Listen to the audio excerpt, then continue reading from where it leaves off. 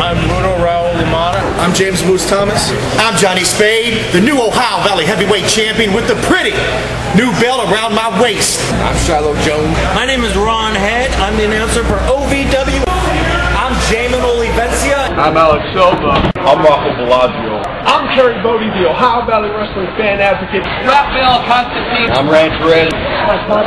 My name's Muhammad Ali. Baez. I'm Paradise. This is Jack Black. This is Ohio Valley Wrestling. Referee Chris Sharp. This is Sexy Sean Casey. I'm Chris Silvio. This is Michael Hayes. This is Jason Wayne. You're watching Triple Threat Talk.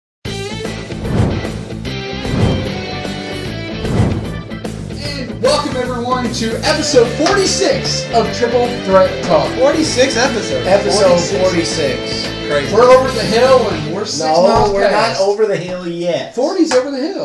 It's pretty there. 40's But over for the hill. TV age, we're not even close to over the hill. We're still in our diapers. We're still crapping and needing them changed. What? You do that? What the heck is going on here? Anyways. Before we start off the show tonight, we do have to pass out our condolences to friends and family of the late, the great, the legendary Dick Clark. So long. Yeah. You will be missed. 82 years old. I have a heart attack, and there's no secret here that the New Year's Rockin' Eve. 2006, he had a stroke. Yeah. New Year's Well, Rockin' New Eve, Year's- which he still did. Yeah, well, I'm saying now New Year's Rockin' Eve is going to be obviously taken over by Ryan Seacrest now. which means nobody will watch. Which means Well. it'll be New Year's Rockin' Idol. With Pretty Ryan much. Seacrest. Well, drop the ball after the break. After the break, we'll find out what the audience voted the ball down. Yeah, right. All right, so let's get to viewer questions here. Viewer questions. Viewer. From the Tyrant 1232. Okay. What is the greatest Piper's Pit in history? Come on over, we'll have a coconut. Oh my God! That was all after last week. Jeez. The coconut smashing on the head of the great Jimmy Snuka. Yeah, let's not waste time on this question because it's super fly. Thank you. It's not. You liked that one, didn't you? It's Come on over, have a coconut. that's the most infamous Piper's Pit that I can remember is Piper smashing the coconut over the head of Jimmy Snuka. That's the one I can remember. So. I've got the lovely bunch of coconuts, deedly dee. There they are, standing in the road. Bum, bum, bum. Big one, small one, some as big as his head. If one. Shut up, Zazu. Sing something with the more bouncy. Pepsi Max, delicious. That was utterly pathetic. Brought to you by True Mood. Nutritious and delicious. Product placement for the win. Enough with the cheap hair plugs. Hair plugs. Hair? Yeah, cheap. From Against All Odds 20. What are your guys' thoughts on WWE 13 maybe being THQ's last stand as a company? And do you think WWE 13 will be good? I think it will be good. I think it sucks if it is THQ's last stand. Obviously, I hope they find the capital because THQ's made some awesome fighting games, and I'll just leave it at that. You can't say more than that. I think it will be good. There's not a lot of footage out there of it yet because it comes out in November, I believe. But there's things out there like it's gonna be more focused towards the Attitude Era. It's gonna. They've already said that Road Dogg's been there for voiceover work. Billy Gunn's been in voiceover work. X-Pac's been in there. They said that JR will replace Michael Cole, so it's going to be JR and the King this time, which is good. DDP is going to be in the game, which is really cool. Corey Ledesma said that there's not going to be Road to WrestleMania mode this year. It's going to be story mode, so it's going to be a little bit different. Story mode. Like I said, like the doctor said, it's kind of a shame that this is THQ's last stand as a company. But if you're into the gaming world, as like I am, THQ's probably going to go a similar way like Midway did, the company that made Mortal Kombat. They went bankrupt, but someone bought them, Warner Brothers. That's probably going to happen with THQ. Someone's going to buy them, buy that company, and just probably hopefully rebrand their games under their license. So, but I do think WWE13 will be good. Hopefully they're listening to the fans and making some changes to help the game a lot better. So maybe they'll be purchased by the by God billionaire, Mr. Ricky Chevy. What do you think? By God billionaire. I totally agree. I mean, they have done nothing but get better in making these games. Obviously, WWE 12 is very good. I don't see any other reason why WWE 13 won't be any better. So, I agree. It does suck that this could be the end for THQ. Obviously, somebody else, I'm sure, will pick up WWE because it's a very popular name and a very popular game. So, I don't think this will be the last WWE game we'll see. But THQ, possibly. Right. For the CAW interviewer, what do you think was the biggest night in WWE history? The contract does say McMahon on it, but it's not Vince. Stole my answer. It's Shane. The invasion begins. Nitro. You stole my answer. Whatever. Hey, I'm the doctor. I could say I'm going to choose something else just for the sake of being different, but I'm not. There is never a night, I was telling him before, there's never been a night bigger as a wrestling fan that I can remember where Vince bought WCW and pretty much bought out his competition. There has never been a bigger moment in a wrestling fan to see. The Monday Night Wars was the best thing in wrestling that we've ever seen, ever. And the fact that Vince crushed WCW by buying them out was just mind-blowing at the time, and just for a wrestling fan, that's something you remember forever. I totally agree. I mean, obviously, nobody saw that coming, and in the beginning when you saw Shane come over to Nitro and it was shown to Vince McMahon, you thought, what the heck? You know, you really thought Shane went and was trying to challenge his dad, and then you found out He was. He was. So I totally agree with that. So also for the CAW interviewer, do you think Shane or Stephanie McMahon will show their faces in WWE again? Absolutely. I mean, Vince came back one more time to try to show people how it's done again. He did a great job. And then I think we'll see Stephanie, because I think, if I'm not mistaken, Shane sold all of his shares. Mm-hmm. But I wouldn't be surprised if he got his way back into the company. Sure, I mean, blood never really leaves any company for good. So I think he just sold the shares, get some money, turn that money into a little bit of profit, and then use the profit to buy shares back. Yeah. I think we'll see him soon. Yeah, I would say never in this situation. Stephanie, I would say, is more of a definite chance than anything because she's still with the company.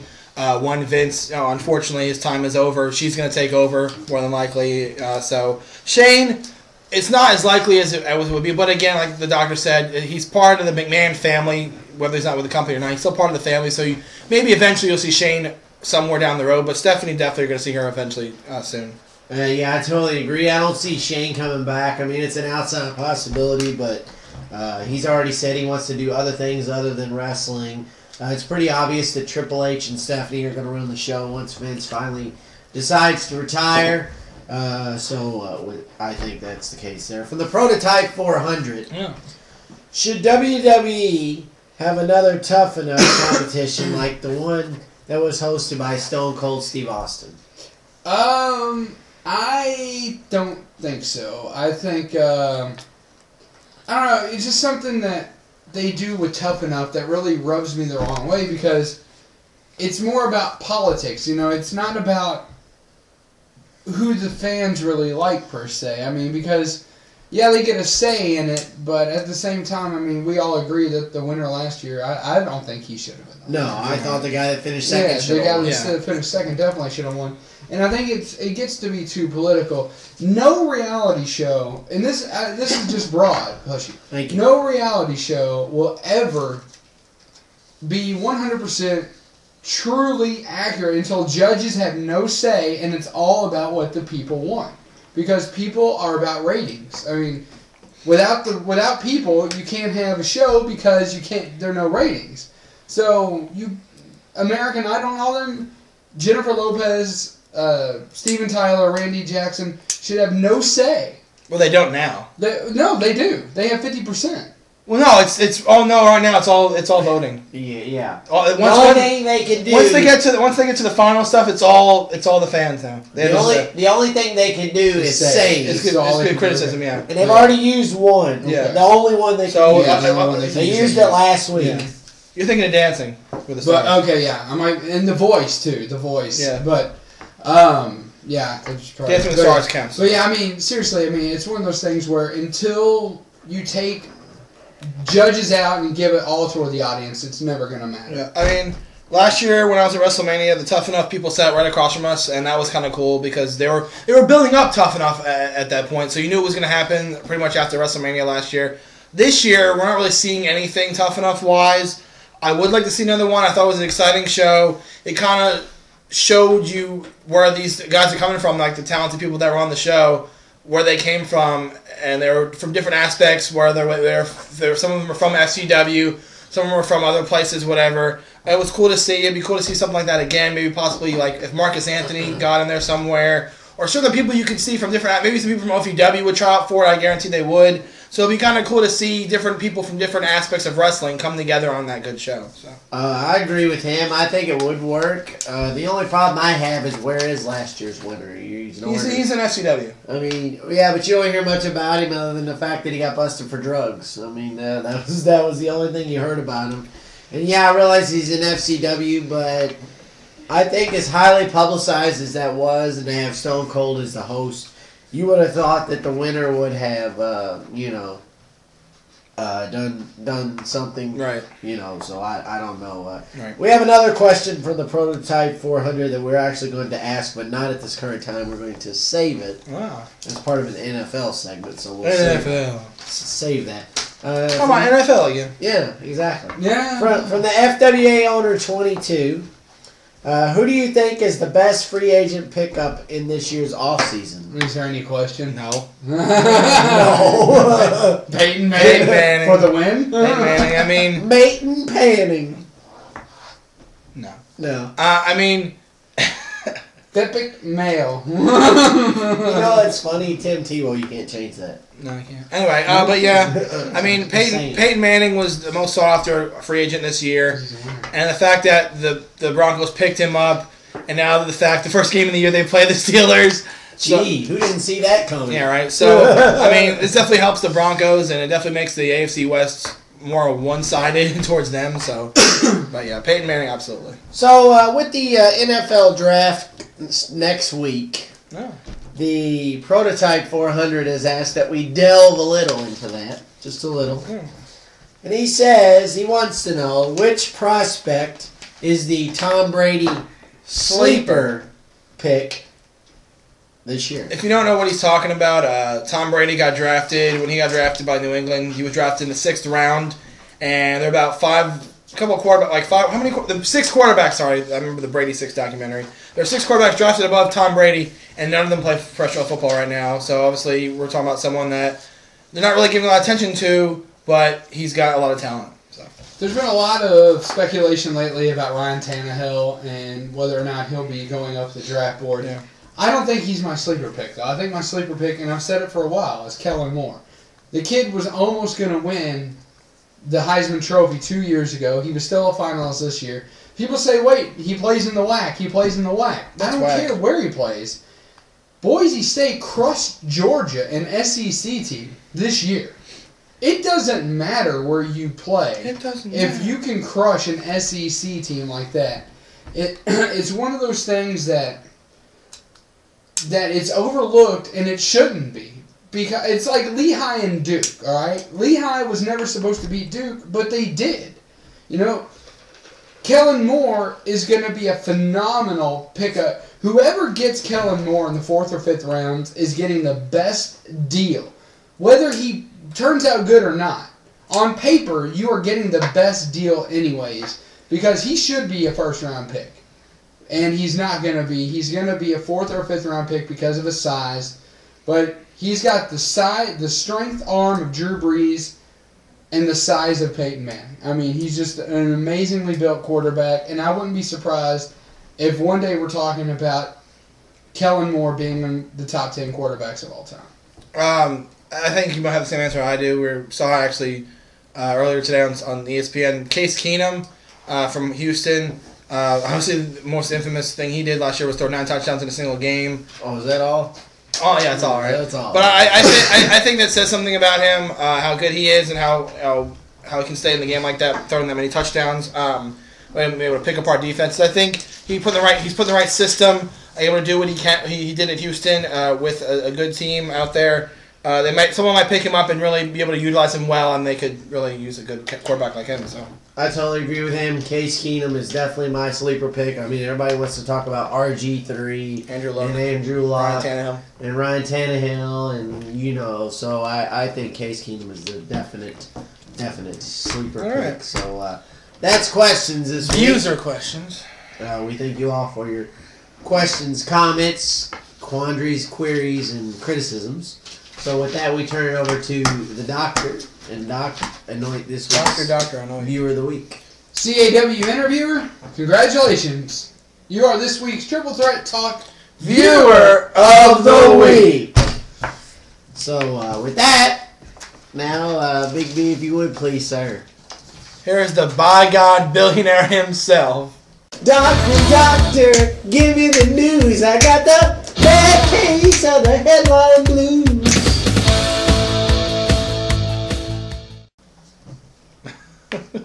What? I didn't know Ricky Chevy was on the show. Oh. What an idiot. Headlines, Doc. By God headlines. I'm just confused that you confused Jimmy with Ricky Chevy. I don't even sound like Ricky Chevy. I mean Bobby Hill. Yes, we got a Bobby Hill chant started too. Epic. That was pretty funny. But Epic. Anyway, headlines. Richard Pitino is now the new head coach for Florida International University. So congratulations there. U of L, of course, Richard Pitino was their top scout and top recruiter. He was not their top recruiter. He was their top recruiter. No, he was not. That's all they were talking about on the news this year. He was not their top recruiter. He even said it himself on the Early Birds the other day when he called in to Drew Diener. He said he took a back seat to the recruiting when Joaquin Jones and the other guy came in. He focused mainly on scouting reports. He did mostly all scouting reports. He didn't really do... He even said you're not really losing much in the way of recruiting, so don't worry about that because a lot of people were questioning it. So he was not the top recruiter. That was straight according to him. Now, let me tell you this. The reason I know you're wrong is this. I'm wrong, but Richard Pitino says it himself. Exactly. Okay. I'm going to tell you, and I'm glad you brought this up because this also pertains to U of L. Last year, what did Charlie Strong do going into the game against Kentucky? He said Kentucky was the better team, knowing that they weren't. He was misdirecting. That's what Richard Pitino is doing here. He's misdirecting people. When you see the list of people that Richard Pitino has brought to U of L, Shane Bohannon, Gorky Zhang, you tell me right there that that's not two of the top recruits that this school has gotten. They are losing their top recruiter. They're just running damage control. It's no reason to worry if you're a U of L fan. No reason to worry because everybody there, including Rick Sr., can still recruit their little butts off. But Richard Pitino is their best recruiter. Make no mistake about it. He's just running damage control is all it is. He's just running damage control. But he is their top recruiter, which is good. Because FIU is going to go back. He's going to make his name as their head coach. And when Rick Pitino retires, Richard Pitino is going to go to U of L, and U of L is not going to miss a beat. So this is a good thing for the University of Louisville because Richard Pitino, is getting valuable experience at Florida International, where he's a couple miles away from Billy Donovan, his dad's mentor. Well, I mean, not his dad's mentor, his dad's student. Sorry, his dad's student. More than a couple miles. Right, more than a couple. But talking about north of the state and south of the state. Yeah. But I mean, nice drive. It is a nice drive, and it is a nice drive. Oh my gosh, it's a beautiful country over there. Country, not another country. Okay. Remember that? Yeah. Remember that? Yes. Okay. So, good news coming out of U of L, although it may be seemed like bad news, but it's definitely some I think good to go with the bad. Yeah. The NFL schedules were released this year. We're going to, obviously, all right, you know what? I'm going to announce it now. We're going to do the NFL special again this year, just like we did last year. And he's probably wondering, he's sitting there, man, where is my jersey? I won Top Dino. Where is that? Well, what we're going to do, he's been whining and crying about his jersey, going, oh, where is it? Oh, where is it? Oh, where is it? Two things. One, Reebok is no longer doing the jerseys there. Nike is. And they're not releasing until the 26th of April. So that gives us more time, actually. And two, we're going to present it to him on the football special. So it's going to be like, ta-da, so he can bask in all his somewhat glory.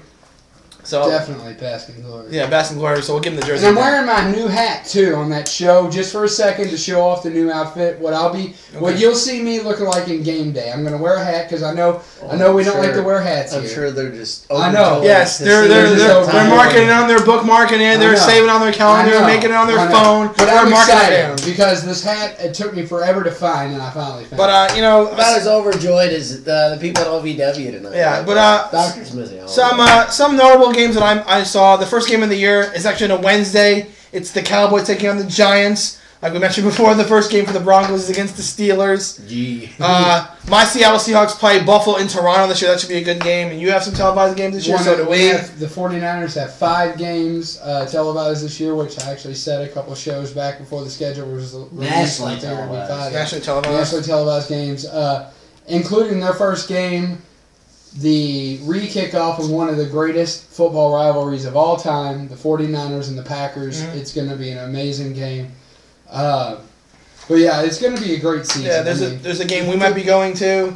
The Bengals playing the Broncos in Cincinnati. Awesome. So, I might go to that. The Broncos have 5 primetime games. No surprise there. The return of Peyton Manning, and that probably has a lot to do with that. Yeah, Peyton Manning brings ratings. But again, during the football special, we're going to go more in depth with the schedule and break it down like we did last time. So. Right. Yesterday, going from U of L to UK, all 5 of UK's freshmen and sophomores going to the NBA draft. Which is more good news for you. Goodbye. And with that, they actually dropped a spot in the preseason polls from number 4 down to number 5. As anyone who knows anything about basketball knows, preseason polls mean absolutely nothing. So it's okay. Y'all are preseason number. I don't care. You never have seen me rejoice at the fact of a preseason poll. Yeah, don't see him going, yes! Yes! Ever. Because preseason polls are worthless. Worthless. Don't look at me. You're doing it tonight, OVW. I want to hear it. I'm not doing it now, though. And there's no cause for it now. Wait a minute! You were telling me in the car we're going to do it on the show. What a fail! If you told him in the car, you got an obligation. Yeah, that's a fail. You told me. I don't have an obligation. You all do it at the time. I don't want to do it right now. It's not time for it. Yes! We're not in wrestling. We're in sports. Shut your mouth with the yes. No! Oh, enough of this time. There's something here on my headline sheet. I don't know how it got here. Something about a Monte Carlo Masters. I'm guessing. That's Big B. No, you know what it is? It's Sleep Town? It's a bunch of Chevrolet Monte Carlos racing. Oh my God! Yes, it's a special Grand Am race with only Monte Carlos being used, right? No. Yes. Oh, I know. It's that world famous poker tournament at the Monte Carlo Casino, the Monte Carlo Masters. Epic. And it's about Phil Hellmuth, right? Right? That's not it. No. Damn. What is it? Can I just go? It's not that long, seriously. Oh, that's what she said. So is it nap He's up and he knocks it down. So is it nap time then? For you, man. Okay. Monte Carlo Masters is that's so rude. Monte Carlo Masters is one of the prelim tournaments before the French Open in May. It's played in beautiful Monte Carlo. You see the court, you see the backdrop. It's very nice. What's beautiful about it? Like the backdrop, the scenery looks very nice. Like this? No, not like that. There's a green screen back there, maybe. But yeah, I mean, Nadal's in it and Djokovic is in it. I remember someone asked me a question a while back on the show about Federer not being in it. He promised to take some time, work on his game. Eventually, he's going to get up to where he needs to be to play at the French Open. But the Monte Carlo Masters, I'm going to take a look at it. There's too much going on right now for me to discuss all this stuff that's going on. But once it gets close to the finals, you're going to see who's in the end. You're going to maybe have some kind of. So you're going to see who maybe might be the favorite in the French Open this year. So now, let me ask you this question. Uh-oh. Now, let me ask you this. And don't get mad. Because this is going to be a little condescending. Oh, no. This is going to be a little condescending. I'm going to warn the viewers. I'm going to warn you What's new about him and condescending? Well, okay. Point taken. Here's my question. Why did we have to cover that? Because there was no new shot. There was no fire away. There was no new information there whatsoever. We could have just said the French Open was upcoming, and that would have accomplished the same thing. The reason I said it, I swear, that would have accomplished the same thing, right? The reason I said it is because I'm going to eventually talk about it later when it's towards the end. So you're warning us that in the next couple of weeks you're going to be talking about. Quiet. Stop. Order in the court here. He's not the judge. Anyway. You're speaking out of turn. You, sir. Let him make his point. Objection. There's no objection. Overruled. Wow. Thank you for warning us that in the next couple of weeks you'll be talking about. So that means, viewers, if you don't tune in the next couple of weeks, we understand. The big news of the week this week. There's big news? Oh, yeah. This has been brewing for 2 weeks now. Kurt Schilling, Bobby Valentine, and the Red Sox. War of words in 5th grade escalates. 5th grade? That's right. You guys are acting like a bunch of 5th graders. Although Kurt Schilling called it. For a baby. Kurt Schilling did say Bobby Valentine was not going to be a good manager for the Red Sox. And lo and behold, Kurt Schilling turns out it's probably right because they are miserable right now. This just in. There's still 150 games left in the regular season. Well, who cares? You can't sit there and tell me, though. You can't sit there and tell me, though, that this war of words is not getting a little bit too heated for what it should be this early in the season. That's why I'm bringing this up. Maybe Valentine should, put a mustache on and disguise himself. He's did that already. Oh, okay. Maybe a beard this time. No. Oh, okay. Won't work. No.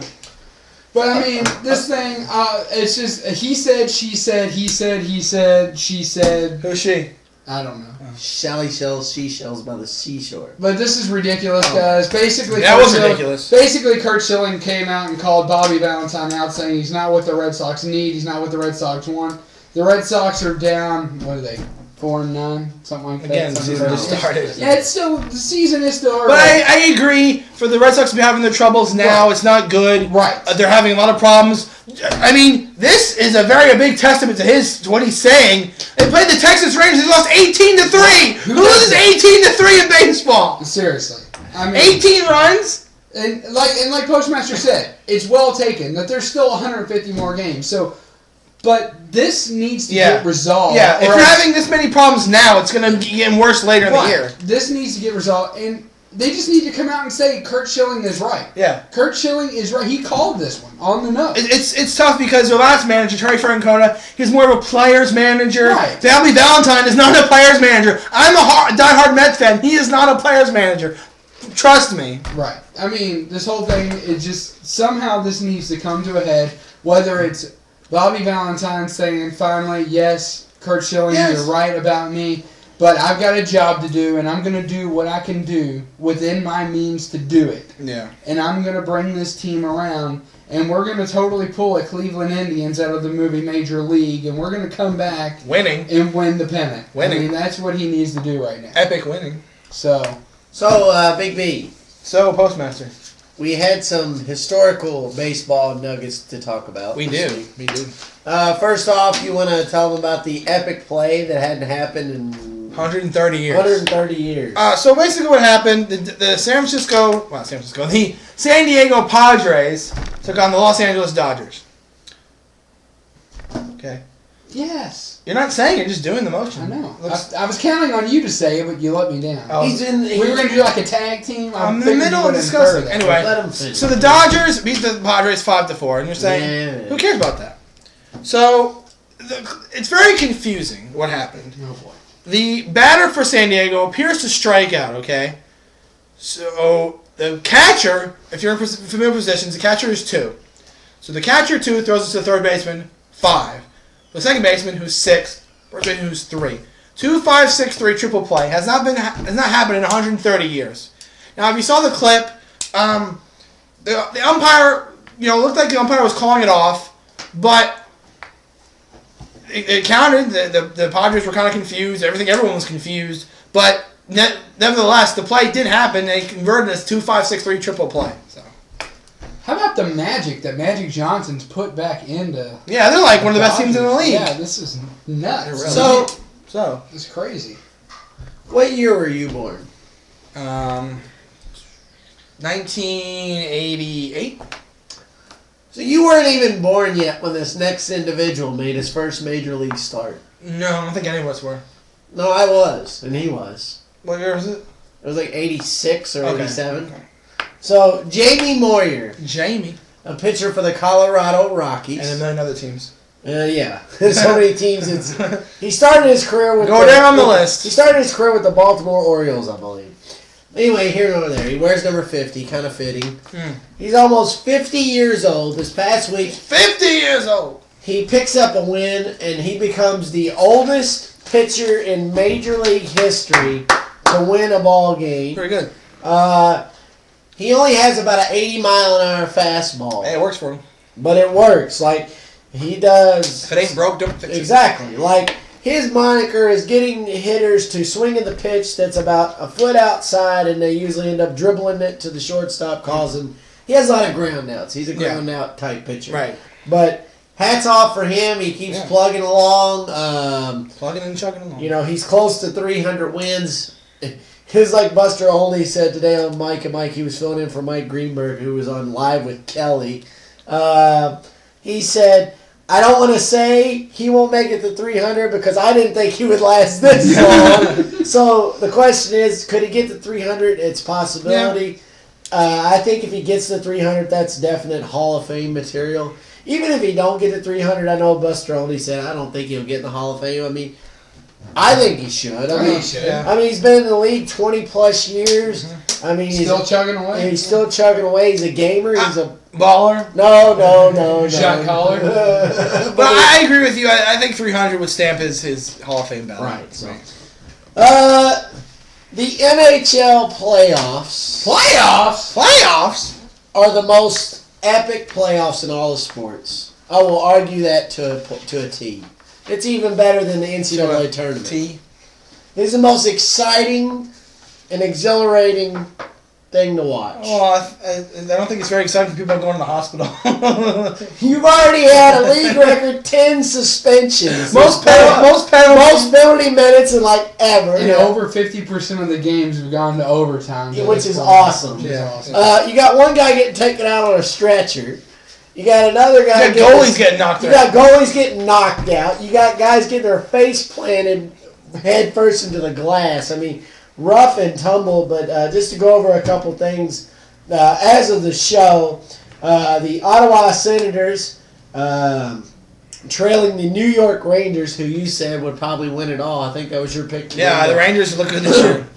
Win the Stanley Cup. They hold a 2-1 lead, obviously. The Boston Bruins have a 2-1 game lead over the Washington Capitals.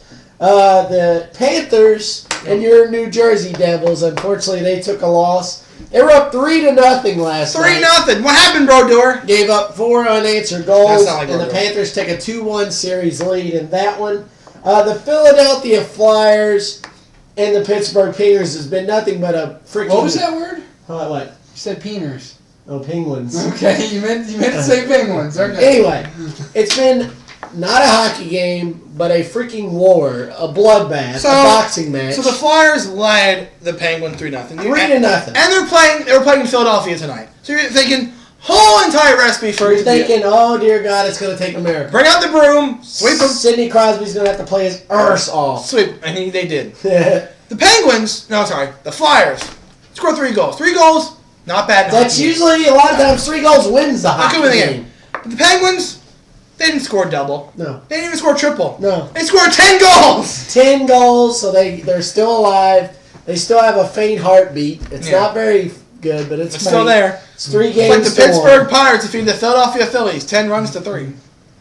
And the St. Louis Blues have a the St. Louis Blues. Thank you. Have a 2-1 series lead over the San Jose Tiger Sharks. What? Yeah. The Coyotes and the Blackhawks are actually at 2-1 now. The Coyotes came back on the Blackhawks. Blackhawks were ahead, and the Coyotes won last night to come back, taking a 2-1 series lead. This one you want to talk about. And now the 2 most interesting series is by far. You know, we all know the Detroit Red Wings are like the New York Yankees of hockey. They're always there. They're always good. They're always at the top of the heap. But they're down now 3-1 to the Nashville Predators. Saber-toothed Tigers. The Saber-toothed Tigers, I like it. They're down 3-1, headed to Nashville Friday night for game number 5. The Predators could knock out the Red Wings for the first time. This will be the 3rd time they met in the playoffs. Both times the Red Wings have ousted them. So the Predators can't count the Red Wings out. No, you cannot count them out, even though it's 3-1. Okay, if they're down 3-0. You still can't count them out.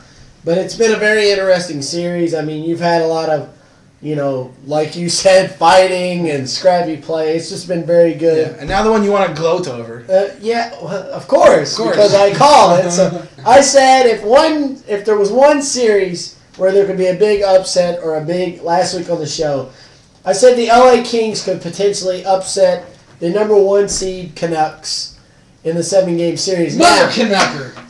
I did not know it would be this bad. I mean, I said the Kings could potentially take them to Game 7 and even win. Yeah. But I did not know the Vancouver Canucks, the number 1 seed and the favorite to win the Stanley Cup, are down 3-0 with Game 4 tonight in LA. As of right now, it's 0-0 as of right now that I know. It's 3-0 Kings in the series. I can just say I'm quite pleased to call that. And hopefully by the end of the show we can give you an update on who won. They need to start playing their Canuckin heads off. You look befuddled. By God, that was stupid. So the Stanley Cup Shut your Canuckin face. By God. So with JBL, Zach would be a by God billionaire. No. Enough! Let me finish. So the Stanley Cup is definitely in full swing. It's definitely going straight. We're not to that yet. Jesus. It's definitely ratcheting it up, and I'm imagining there'll be more fighting, more penalties, and more suspensions as we go. And it's a shame because you were telling me earlier that next season they might not have a season. Yeah, I mean, I read somewhere where they could have a lockout extra, which would absolutely All these sports having problems, aren't they?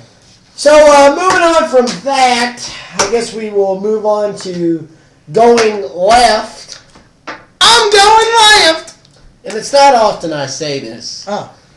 And I'm going to say it. Say it.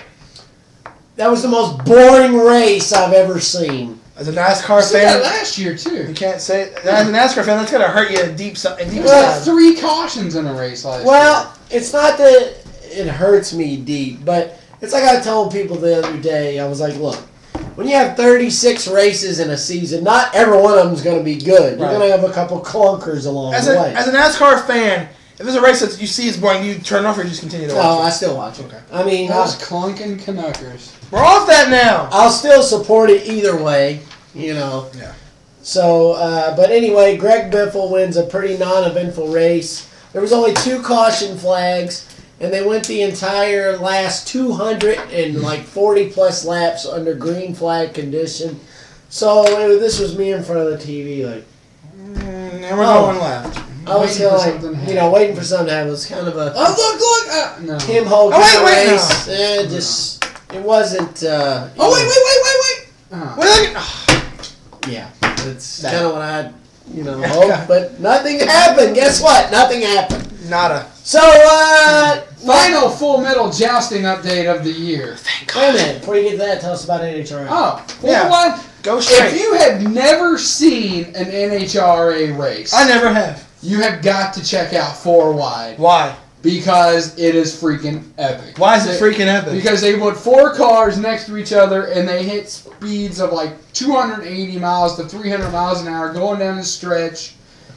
Tony Schumacher hit the fastest lap ever. Ever. 2.75 seconds.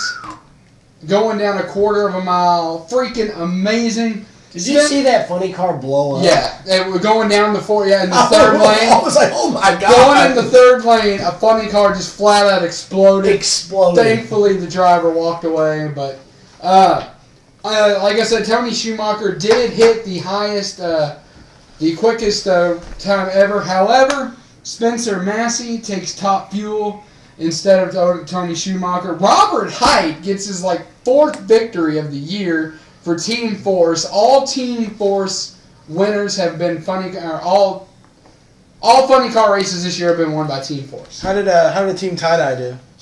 Were they in it? Not a good week. Don't give up, Sylvia. We love Mary Jane. That was fun. We love Mary Jane. That was fun. And then Greg Anderson takes Pro Stock, and that is NHRA. Seriously, check out 4 Wide NHRA. It is amazing. I'm going straight. That's good to know, Brandon Espinosa. Oh! Now listen to him, Brandon. Don't listen to him. Full Metal Jousting, the final update of the season because take a nap now. The $25,000 wild card joust, and we now have a $100,000 Full Metal Jousting champion. Just one. Rope versus John. Rope gets a strike in the first pass. The second, third, and fourth passes are snooze fests because they all miss. At the half, Rope is winning 1-0. Fifth pass, John gets a strike. The sixth pass, both miss. And the seventh pass, Rope gets a broken lance. And on the eighth pass, John gets a strike, but it's not enough. Rope wins the $25,000 with a score of 6-2. And then the championship match. Championship. Josh the Killing Machine Knowles versus Matt Heltman. On the first pass, both get a broken lance with an awesome hit. Awesome. They almost dehorse each other, but they caught each other. Each of them caught themselves before they fell off. So much horseplay, right? I know, right? So much horseplay. And we're going to get into some more here in a second. What? But the second pass, Josh gets a strike. The third pass, Matt breaks a lance, and Josh gets a strike. The fourth pass both get another broken lance, and the score at the half is 15-12. From here, it slows down a little bit, but in exciting ways. On the fifth and sixth pass, both miss. But it wasn't for lack of trying. Both of those, contact actually was made just outside of the score zone. The seventh pass, Matt Heltman gets a strike. And on the eighth pass, Josh Knowles comes back and gets a huge broken lance to win it 17-6. Josh the Killing Machine Knowles is your first full metal jousting champion and $100,000 richer. Congratulations, Josh Knowles. So, does this mean? No more full metal jousting! Oh no! When will I take my nap? I don't know. I'm still waiting for the day I can say no more tennis. I'll never have it. I know. Derby preps. We had a couple Derby preps. Terry Bodie would be proud of the Arkansas Derby winner because Bodie might wins the fan advocate wins out the crowd at the Arkansas Derby. And at Keeneland, in the Bluegrass Stakes, we have a huge upset with Dullahan winning over the crowd favorite 6-5 Hanson and the rest of the field. The band Hanson? The Derby is going to be an amazing... Shove it up your doo-wop? Is that No, that's what you just said? I do. That's what you just said. Doo-wop. Right now, early projections show that no horse is going to have lower odds than 5-1 in the Derby, which means there might be some money made this year. Money. Yeah, that money. Yeah. By God, billionaire. Ricky, by God, billionaire. Guys, by the way, for those watching at home, you can probably play the drinking game every time we say "By God, billionaire." You know what? It's now time. Time for what? Our weekly Interview with OVW. I want to thank OVW for this each and every week. We really appreciate that you just letting us come into your homes each and every week to do these interviews. It's really awesome, and we thank you for that. So this week's interview, Bobby Hill? no, not Ricky shit. Oh God. Yeah, it must have been. I'm going to be the one to do this, and I wasn't even there. Okay. So this week, our interview is the one and only Mr. Rudo Raul Lamada. Take a look. Take a look. Good evening, ladies and gentlemen, and welcome to the Danny Davis Arena. I'm standing next to one of OVW's finest, Mr. Raul Lamada. Raul, how you doing, sir? I'm doing good, and that's Rudo Raul Lamada. Rudo Raul Lamada. So tell the fans at home, just exactly how did Rudo Raul Lamada get his start in professional wrestling? Well, I got started about 12 years ago out in California doing local lucha libre shows. Did all kinds of shows all over California. Made it all the way down to Tijuana, Mexico City. And I ended up out here about 7 years. Been here ever since. Cool. So, with last week, with the happenings of last week, and Joseph Bynum taking over, power of OVW, and the lines were kind of drawn in the sand last week, as it were. Yeah, they really were, weren't they? And I kind of noticed you were on the OVW side. You were a supporter of Trailer Park Trash Talk. You didn't want any part of the Joe VW, as they call it. So, Not at all, man. I bleed gold and black. I'm telling you. So tell us, what do you think the rest of the OVW and Trailer Park Trash supporters can do to win the power back where it belongs, and that is with the rightful OVW? What do we need to do? We need to just get the power back from her. That's what we need to do. We need to get her to put that power on the line, and then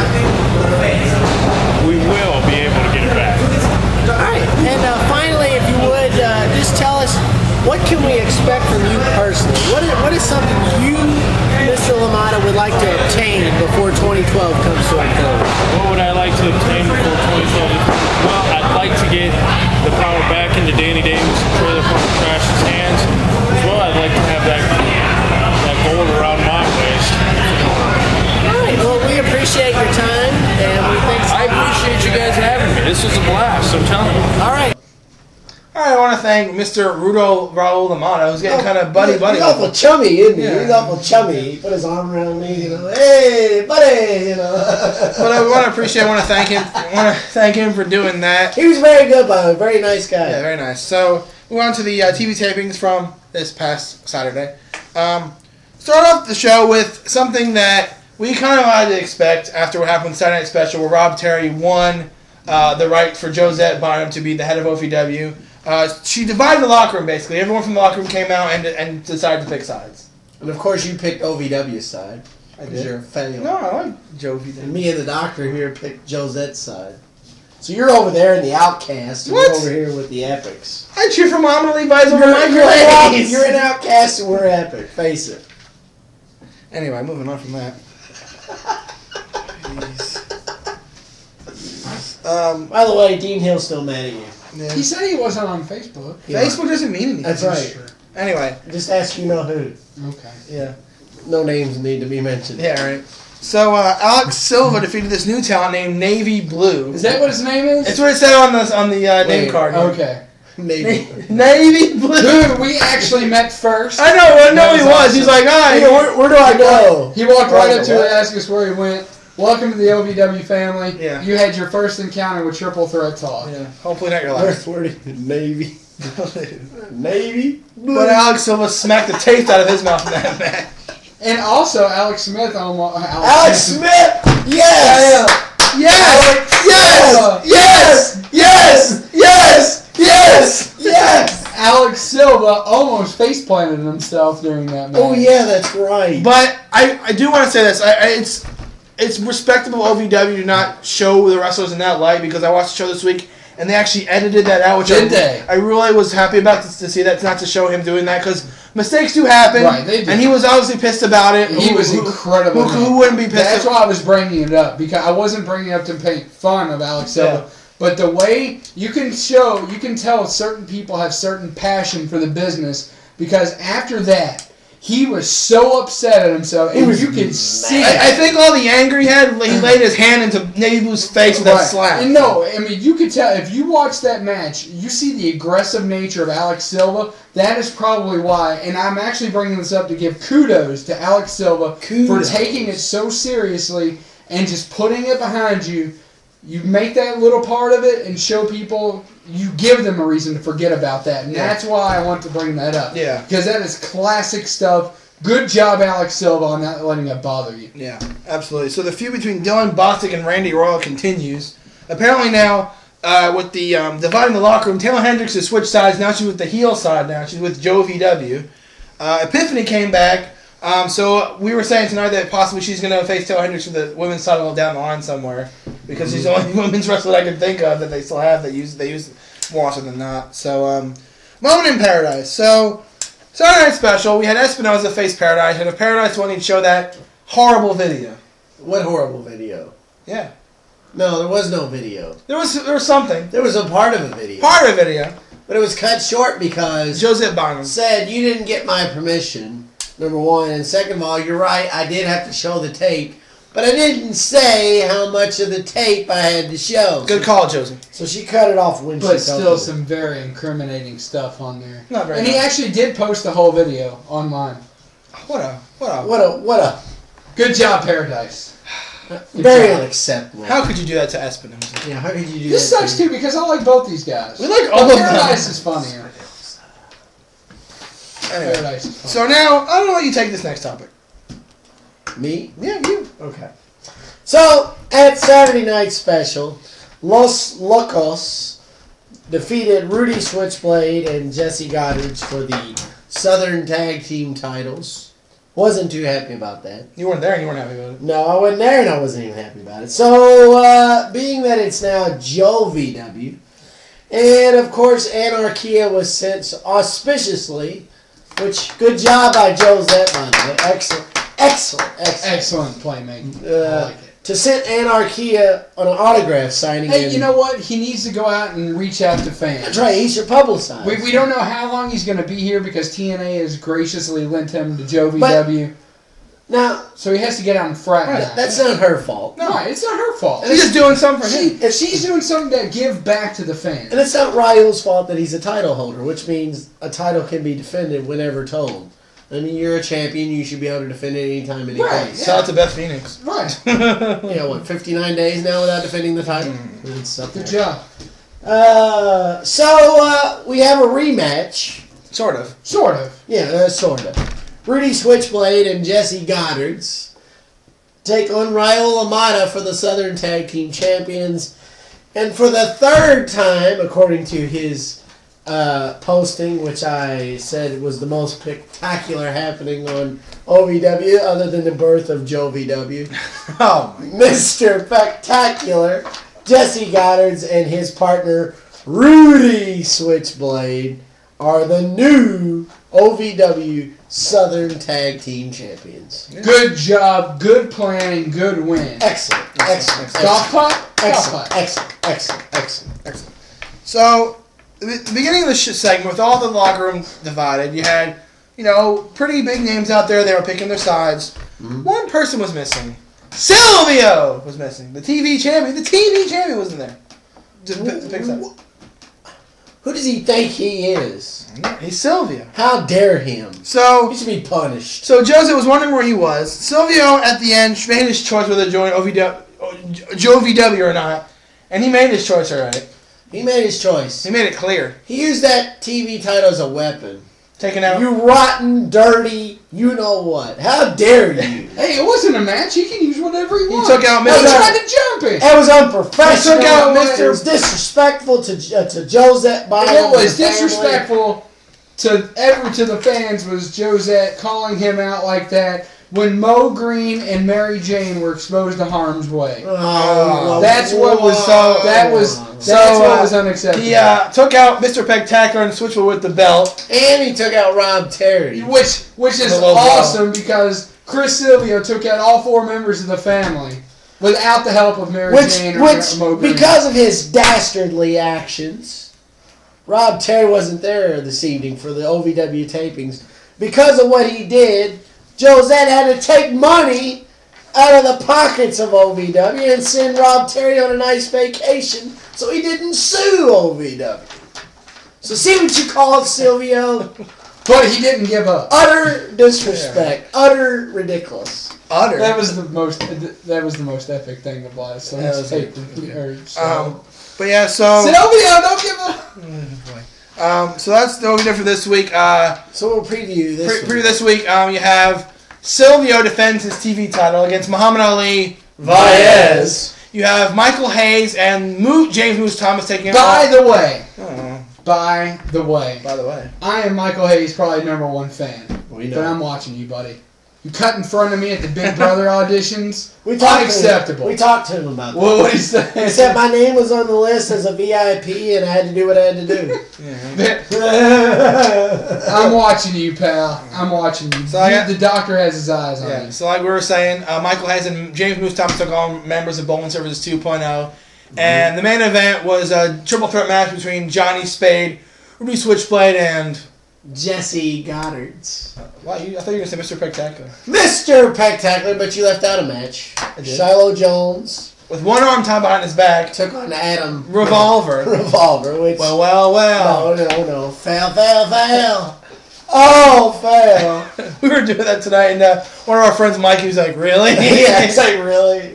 Who said that? Michael, we were doing... Michael Hayes? No, Michael Rickard. We were Oh, sitting next to him, We were going fail. He's like, really?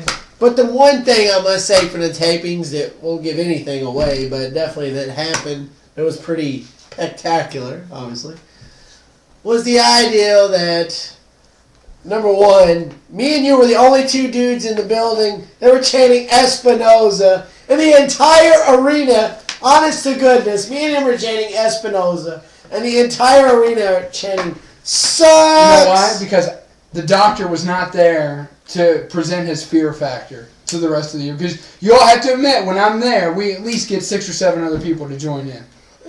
But no one likes Espinosa other than that. It doesn't matter. Yeah. No, the guy that sits next to us does. No, he was saying sucks too. He's saying sucks. Was he? Yeah. He usually He's a turncoat. He's turncoat. He's rotten. We don't like turncoats. Turn, so. And the other thing that was epic was Yes! Yes! Yes! Yes! Yes! Yes! All right. Yes! We got the yes chant going. Hopefully that's on the tapings this week. So that was really good. Sweeping the nation. And a couple dark match notes. Very good match. Paradise and Dylan Bostic was a dark match. Probably the best dark match of the night had to be Mikey Mondo and Rafael Constantine. Mikey versus Rafael Constantine. And the dark match was Brent Baronis versus Brandon Espinosa. Espinosa. So good stuff from OVW as always.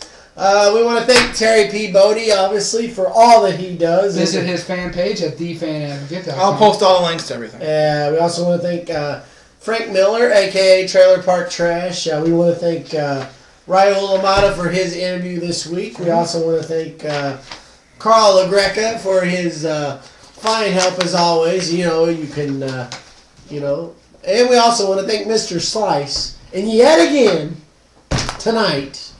Still. I think we need Truth Holmes to figure this one out, because I can't. Yeah, we need Truth Holmes. Sherlock Killings. And this is, frankly, below the doctor to investigate, so... This is ridiculous, because yet again tonight they have a big performance with the YMCA. Mr. Slice is there hamming it up. He's even got Mr. Slice's interpreter there with him. But yet, no Carl. Again. This is getting ridiculous. I'm very disappointed. And I have to give a shout out to one of our friends, the talented Mary Jane, for her video that she posted, which was awesome. I told her I'd give her a shout out on the show. Check out her video. It's on the doctor's webpage. Check it out. Go to ovwrestling.com. It's there too. Her promotional video. She's a fire dancer on her on the side from OVW, and that was just an amazing video that she put out. I've never seen anything like it. You got to check it out. I didn't think Louisville Fire had a team anymore. I know they don't, unfortunately. Yeah. So that does it for OVW. Once again, you can go to overwrestling.com, check out their show. It'll be posted tomorrow. And if you have insight, you can, in the Louisville area, you can go to channel 138 WKY. Check it out Saturdays at 1 p.m. and 9 p.m. All right. So moving on from that. So Raw across the pond. We go to jolly old England, as it were. And no Wade Barrett. No SmackDown this week, as mentioned, because SmackDown was live last Tuesday and then just re-aired Friday. So. And this week is yeah. Although it was pretty epic. That one thing happened. SmackDown live, I did enjoy it. Can't say. That was Raw. That's Raw. I thought y'all were talking about Raw. No, I said SmackDown. We were talking about SmackDown first. Well, but SmackDown across the pond. I thought you were talking about Raw. I'm just saying SmackDown Friday was re-aired for. They said across the pond. Y'all heard him. Well, y'all heard him. Anyway, so Raw kicked off with another match between CM Punk and Mark Henry. We'll have some fish and chips. No DQ and no countout, so nothing was going to stop this match from actually. The ending was epic. Yes, it was. That was a very good match. The ending was epic. Yeah. CM Punk retained, but no surprise. I did enjoy the match. I thought it was a very good match. The crowd was very good. When you have a good crowd, it makes the show a lot better, and this was definitely one of those shows. And I'm loving, I don't know about you, but I am loving this Jericho-Punk feud. It's getting very personal, which is what I love to see from a feud. Jericho accused Punk of going to a London pub and drinking. So it's CM drunk. CM drunk. I don't know about you, but I'm loving this feud.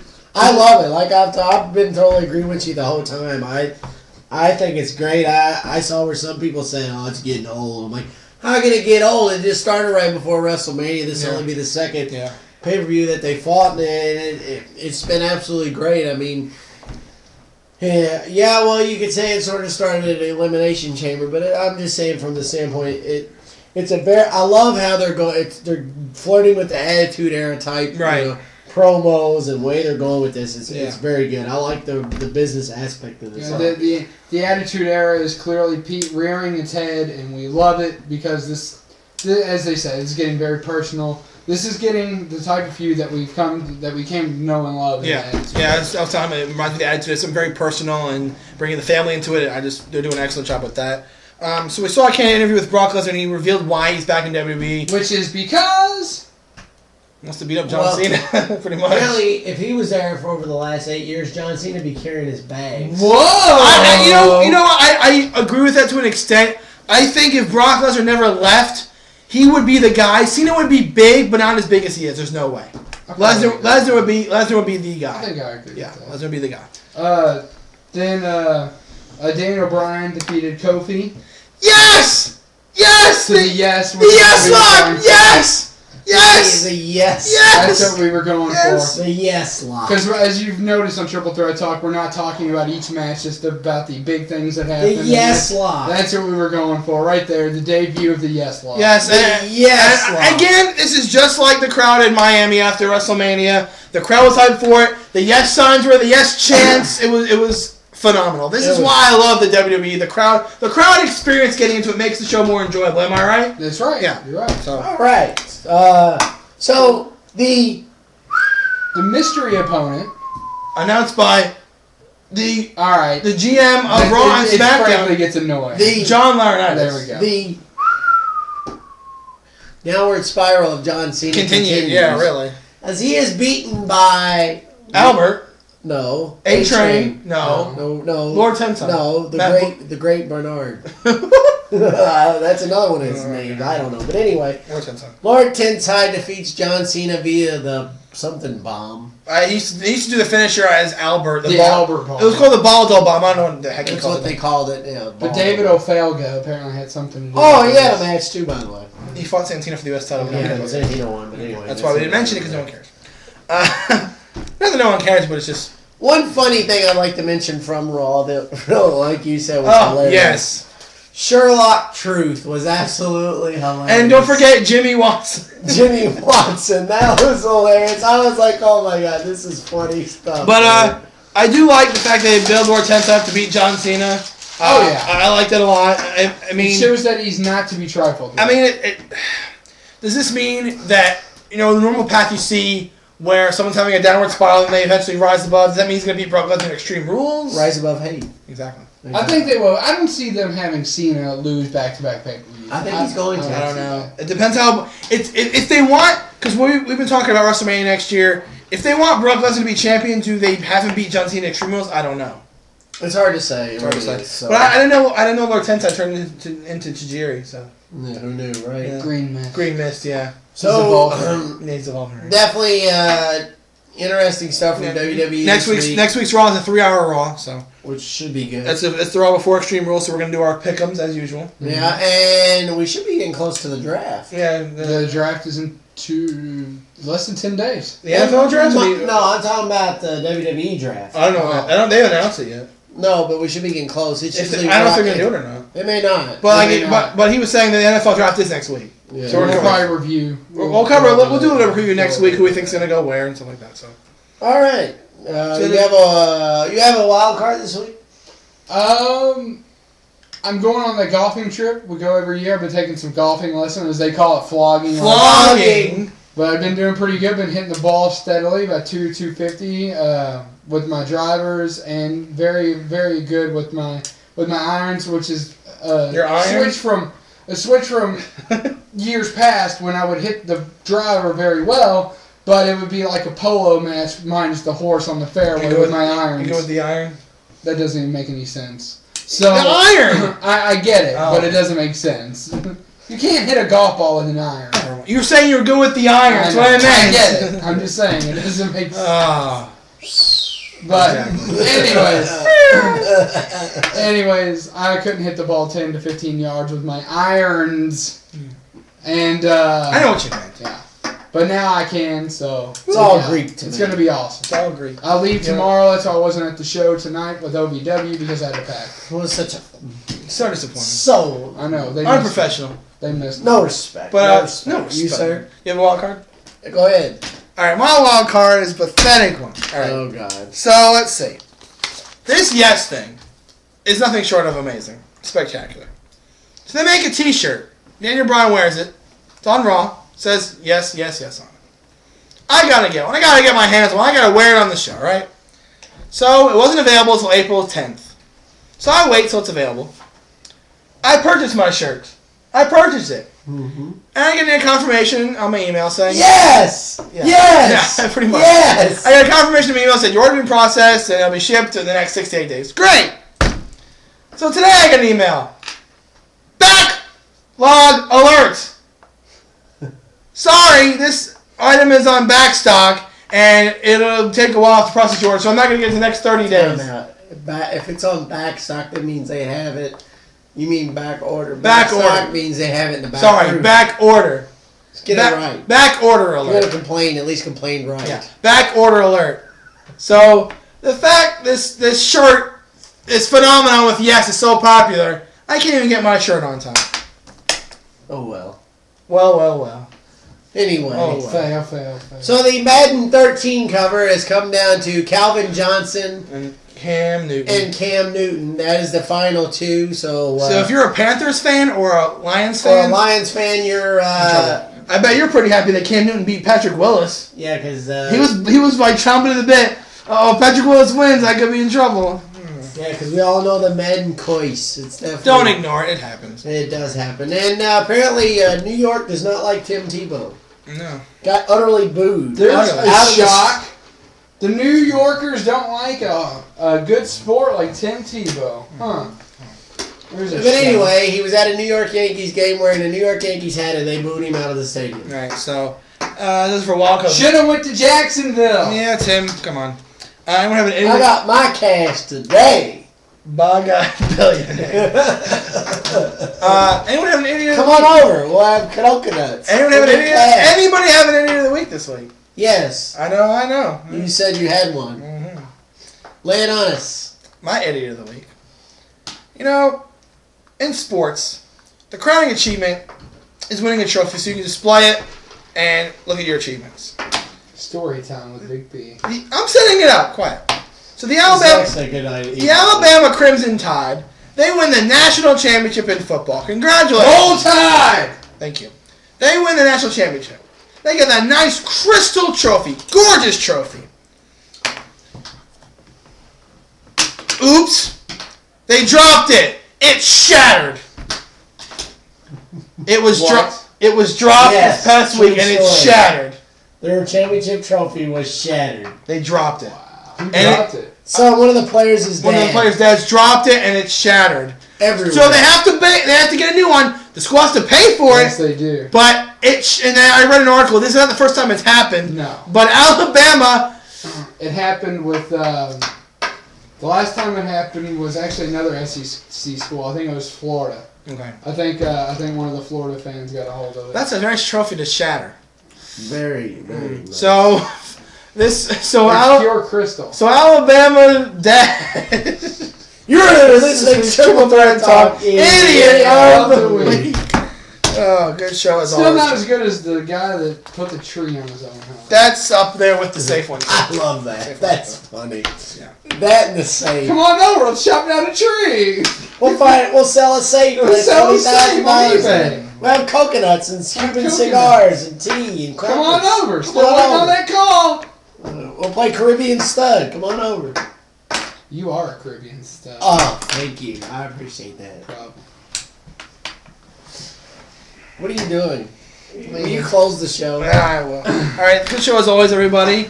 If you want to like us on, before I close, sorry, I God. meant to mention this before. Jesus. I was mentioned this before. Chill. All right, we have 91 likes on Facebook. Oh yeah, that's right. He has a new thing. I do want to mention this. And when I did talk to Terry about this, and he said that'd be no problem. We have 91 likes on Facebook. Now, first of all, don't cheat. Do not cheat. I will check. We have 91 likes on Facebook. The 100th person that likes our page on Triple Threat Talk.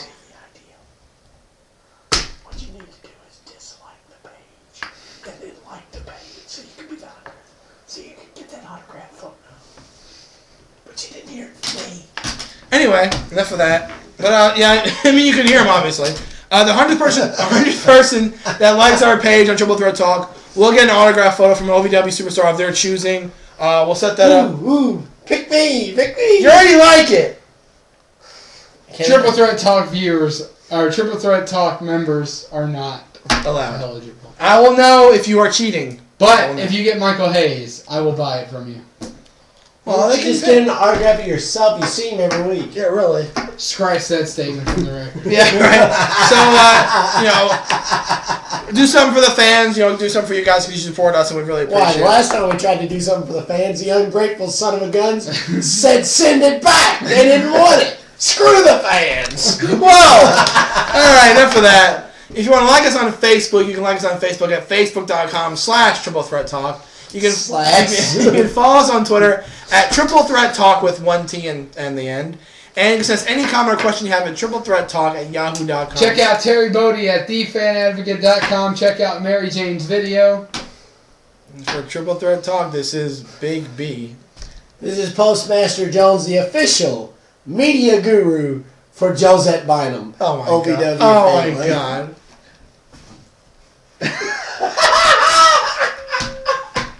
Oh my god. And this is the doctor. And I'm just a doctor. I don't know. No. You're a pharmacy teacher That's as right. well. What else can you That's do? right. I don't know what else I can do. That's right. This is Big B signing off, and I still don't have my t-shirt, and I'm not happy about it. Yes! Yes! Yes! Yes! No t-shirt for Big B. Woohoo!